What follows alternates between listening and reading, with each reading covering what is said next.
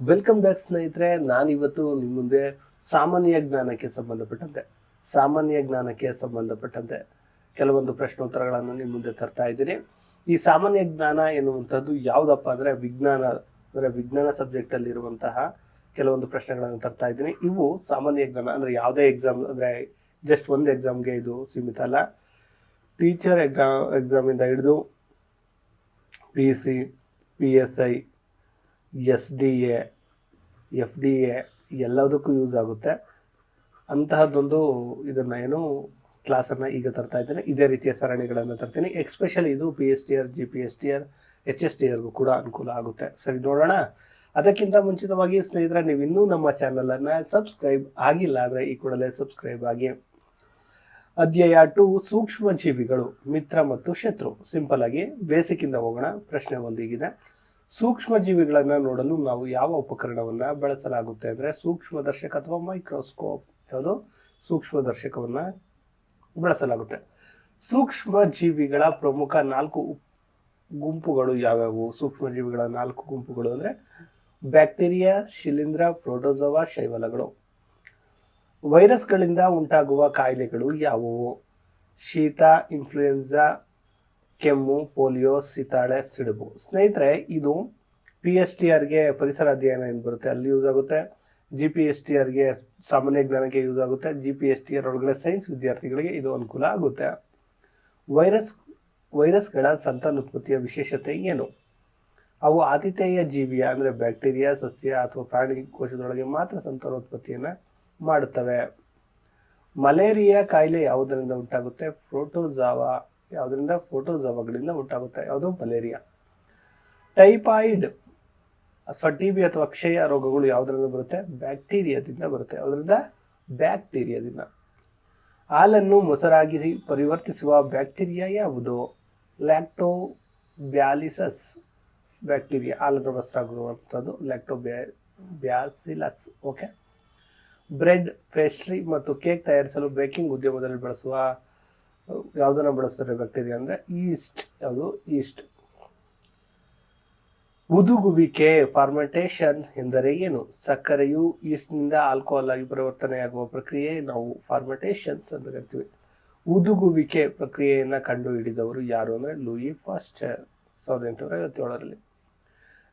ಪ್ರತಿಜೈವಿಕಗಳು ಎಂದರೇನು? ರೋಗಕಾರಕ ಸೂಕ್ಷ್ಮಜೀವಿಗಳನ್ನು ಕೊಲ್ಲುವ, ಅವುಗಳನ್ನು ಬೆಳವಣಿಗೆಯನ್ನು ನಿಲ್ಲಿಸುವ ಔಷಧಿಗಳನ್ನು ನಾವು ಆಂಟಿಬಯೋಟಿಕ್ಸ್ ಅಥವಾ ಪ್ರತಿಜೈವಿಕ ಅಂತ ಕರಿತೀವಿ.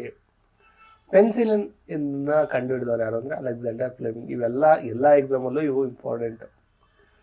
ಸಿಡುಬು ರೋಗಕ್ಕೆ ಲಸಿಕೆಯನ್ನು ಕಂಡುಹಿಡಿದವರು ಯಾರು ಅಂದರೆ ಎಡ್ವರ್ಡ್ ಜೆನ್ನರ್. ಯಾರು? Edward Jenner. ಲಸಿಕೆ ಅಥವಾ ವ್ಯಾಕ್ಸಿನ್ ಹೇಗೆ ತಯಾರಿ ಮಾಡಲಾಗುತ್ತೆ ಅಂದರೆ ಸತ್ತ ಅಥವಾ ದುರ್ಬಲ ಜೀವಕೋಶಗಳನ್ನು ದೇಹಕ್ಕೆ ಸೇರಿಸಿದಾಗ ದೇಹವು ಪ್ರತಿಕ್ರಿಯೆಗಳನ್ನು ಉತ್ಪಾದಿಸಿ ರೋಗದ ವಿರುದ್ಧ ಹೋರಾಡುವ ನೆನಪನ್ನು ಉಳಿಸಿಕೊಳ್ಳುತ್ತೆ. ಇದನ್ನೇ ನಾವು ಲಸಿಕೆ ಅಂತ ಕರಿತೀವಿ. ವ್ಯಾಕ್ಸಿನ್ ಗೊತ್ತಲ್ಲ, ಕೋವಿಡ್ ಟೈಮಲ್ಲಿ ಎಲ್ಲರೂ ಹಾಕಿಸ್ಕೊಂಡಿದ್ವಿ. ವಾತಾವರಣದ ನೈಟ್ರೋಜನ್ ಅನ್ನು ಸ್ಥಿರಗೊಳಿಸುವ ಜೀವಿಗಳು ಯಾವುವು ಅಂದರೆ ಕೆಲವು ನಿರ್ದಿಷ್ಟ ಬ್ಯಾಕ್ಟೀರಿಯಾಗಳು ಮತ್ತು ನೀಲಿ ಹಸಿರು ಶೈವಲಗಳು. ಓಕೆ. ರೋಗಕಾರಕ ಜೀವಿಗಳು ಎಂದರೇನು? ಪೆಥೋಗನ್ಸ್ ಅಂದರೆ ಮನುಷ್ಯರಲ್ಲಿ, ಸಸ್ಯಗಳಲ್ಲಿ, ಪ್ರಾಣಿಗಳಲ್ಲಿ ರೋಗವನ್ನುಂಟು ಮಾಡುವ ಸೂಕ್ಷ್ಮಜೀವಿಗಳು. ಸಂಪರ್ಕದಿಂದ ಹರಡುವ ರೋಗಗಳು ಎಂದರೇನು? ಸೋಂಕಿತ ವ್ಯಕ್ತಿಯಿಂದ ಆರೋಗ್ಯವಂತ ವ್ಯಕ್ತಿಗೆ ಗಾಳಿ ಅಥವಾ ನೀರು, ಆಹಾರ ಮತ್ತು ದೈಹಿಕ ಸಂಪರ್ಕದ ಮೂಲಕ ಹರಡುವಂಥದ್ದೇ ಸಂಪರ್ಕದಿಂದ ಹರಡುವ ರೋಗಗಳು. ಮಲೇರಿಯಾ ಹರಡುವ ಪರಾವಲಂಬಿ ಪ್ಲಾಸ್ಮೋಡಿಯಂ ಒಯ್ಯುವ ವಾಹಕ ಯಾವುದು ಅಂದರೆ ಅನೋಫಿಲಿಸ್ ಹೆಣ್ಣು ಸೊಳ್ಳೆ ಮಲೇರಿಯಾ ಬರುವಂಥದ್ದು. ಡೆಂಗ್ಯೂ ವೈರಸ್ ವಾಹಕ ಯಾವುದು ಅಂದರೆ ಹೆಣ್ಣು ಈಡಿಸ್ ಸೊಳ್ಳೆ. ಕಾಲರ ರೋಗ ಹರಡುವ ಮಾರ್ಗ ಯಾವುದು ಅಂದರೆ ನೀರು ಮತ್ತು ಕಾಲರ. ಅಥ್ರಾಕ್ಸ್ ರೋಗ ಯಾವುದರಿಂದ ಉಂಟಾಗುತ್ತೆ ಅಂದರೆ ಬ್ಯಾಸಿಲಸ್ ಆಂಥ್ರಾಸಿಸ್ ಬ್ಯಾಕ್ಟೀರಿಯಾದಿಂದ. ಸಿಂಟ್ರಸ್ ಕ್ಯಾಕಸ್ ಸಸ್ಯ ರೋಗ ಯಾವುದರಿಂದ ಹರಡುತ್ತೆ ಅಂದರೆ ಬ್ಯಾಕ್ಟೀರಿಯಾದ ಗಾಳಿಯ ಮೂಲಕ ಹರಡುತ್ತೆ. ಆಹಾರವು ವಿಷಮವಾಗುವುದರಿಂದ ಫುಡ್ ಪಾಯ್ಸನ್ ಆಗುವುದು ಅಂದರೆ ಏನು ಅಂದರೆ ಜೀವಿಕೋಶಗಳು ಆಹಾರದ ಮೇಲೆ ಬೆಳೆದು ವಿಷಕಾರಿ ಪದಾರ್ಥಗಳು ಉತ್ಪಾದನೆಯಾದಾಗ ಆಹಾರ ಕೆಡುವ ಪ್ರಕ್ರಿಯೆ. ಆಹಾರ ಸಂರಕ್ಷಕಗಳು ಎಂದರೇನು? ಸೂಕ್ಷ್ಮ ಜೀವಿಗಳ ಬೆಳವಣಿಗೆಯನ್ನು ತಡೆಗಟ್ಟಲು ಬಳಸುವ ರಾಸಾಯನಿಕಗಳಿಗೆ ನಾವು ಆಹಾರ ಸಂರಕ್ಷಕಗಳು. ಉದಾಹರಣೆಗೆ ಉಪ್ಪು, ಖಾದ್ಯ ತೈಲ. ಪಾಶ್ಚರೀಕರಣ ಎಂದರೇನು ಅಂದರೆ ಹಾಲನ್ನು 70 ಡಿಗ್ರಿ ತಾಪದಲ್ಲಿ 15 30 ನಿಮಿಷ ಕಾಯಿಸಿ ತಕ್ಷಣ ತಂಪುಗೊಳಿಸಿದ್ರೆ ಅದನ್ನು ಪಾಶ್ಚರೀಕರಣ ಅಂತ ಕರಿತೀವಿ.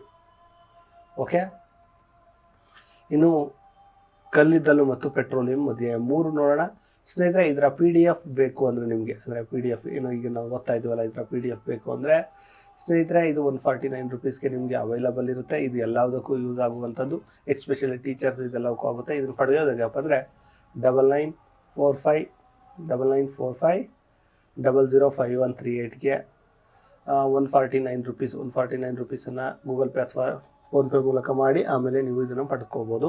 ಇನ್ನೊಮ್ಮೆ ಹೇಳ್ತೀನಿ, 9945005138ಕ್ಕೆ ಗೂಗಲ್ ಪೇ ಅಥವಾ ಫೋನ್ಪೇ ಮೂಲಕ ನೀವು ಅಮೌಂಟನ್ನು ಹಾಕಿ ಅದರ ಮೂಲಕ ಒಂದು ಮೆಸೇಜನ್ನು ಹಾಕಿದರೆ ವಾಟ್ಸಪ್ ಥ್ರೂ ನಿಮಗೆ ಈ ನೋಟ್ಸು ನಿಮಗೆ ಸಿಗುತ್ತೆ. ಓಕೆ, ಮುಂದೆ ನೋಡೋಣ. ನೈಸರ್ಗಿಕ ಸಂಪನ್ಮೂಲಗಳು ಎಂದರೆ ಗಾಳಿ, ನೀರು, ಮಣ್ಣು ಮತ್ತು ಖನಿಜಂತಹ ನಿಸರ್ಗದಿಂದ ಪಡೆಯುವ ವಸ್ತುಗಳೇ ನಾವು ನೈಸರ್ಗಿಕ ಸಂಪನ್ಮೂಲಗಳು ಅಂತೀವಿ. ಬರಿದಾಗದ ನೈಸರ್ಗಿಕ ಸಂಪನ್ಮೂಲಗಳಿಗೆ ಉದಾಹರಣೆ ಅಂದರೆ ಸೌರ ಬೆಳಕು ಮತ್ತು ಗಾಳಿ. ಬರಿದಾಗುವ ನೈಸರ್ಗಿಕ ಸಂಪನ್ಮೂಲಗಳು ಅಂದರೆ ಅರಣ್ಯಗಳು, ವನ್ಯಜೀವಿಗಳು, ಖನಿಜಗಳು, ಕಲ್ಲಿದ್ದಲು ಮತ್ತು ಪೆಟ್ರೋಲಿಯಂ. ಪಳೆಯುಳಿಕೆ ಇಂಧನಗಳು ಎಂದರೆ ಸತ್ತ ಜೀವಿಗಳ ಉಳಿಕೆಗಳಿಂದ ಉಂಟಾಗುವ ಇಂಧನಗಳು, ಕಲ್ಲಿದ್ದಲು, ಪೆಟ್ರೋಲಿಯಂ.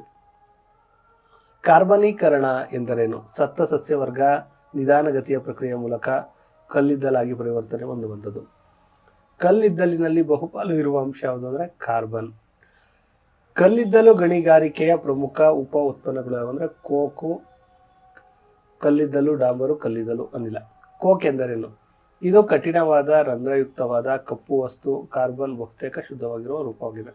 ಕಲ್ಲಿದ್ದಲು, ಡಾಂಬರು ಎಷ್ಟು ಮಿಶ್ರಣವಾಗಿರುತ್ತೆ? ಸುಮಾರು 200 ವಸ್ತುಗಳ ಮಿಶ್ರಣವಾಗಿರುತ್ತೆ.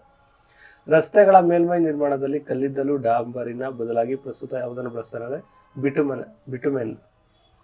ಕಲ್ಲಿದ್ದಲ ಅನಿಲವನ್ನು ಮೊದಲು ಬೀದಿ ದೀಪಗಳಲ್ಲಿ ಉರಿಸಲು ಎಲ್ಲಿ ಬಳಸಲಾಯಿತು ಅಂದರೆ ಲಂಡನ್, ನ್ಯೂಯಾರ್ಕ್ನಲ್ಲಿ ಬಳಸಲಾಯಿತು. ಭಾರಿ ಮೋಟಾರ್ ವಾಹನಗಳು, ಟ್ರಕ್, ಟ್ರ್ಯಾಕ್ಟರ್ ಯಾವುದನ್ನು ತಿರುಗಿಸ್ತವೆ? ಡೀಸೆಲ್ನಿಂದ. ಪೆಟ್ರೋಲಿಯಂನ ಎಂಬ ಪದದ ಅರ್ಥ ಏನು? ಪೆಟ್ರಾ ಅಂದರೆ ಬಂಡೆ, ಓಲಿಯಂ ಅಂದರೆ ತೈಲ. ಅಂದರೆ ಬಂಡೆ, ಓಲಿಯಂ ಅಂದರೆ ತೈಲ. ಬಂಡೆ ಸೆಂಟ್ರಲ್ ಇರುವಂಥದ್ದು ಅಂತ ಅರ್ಥ.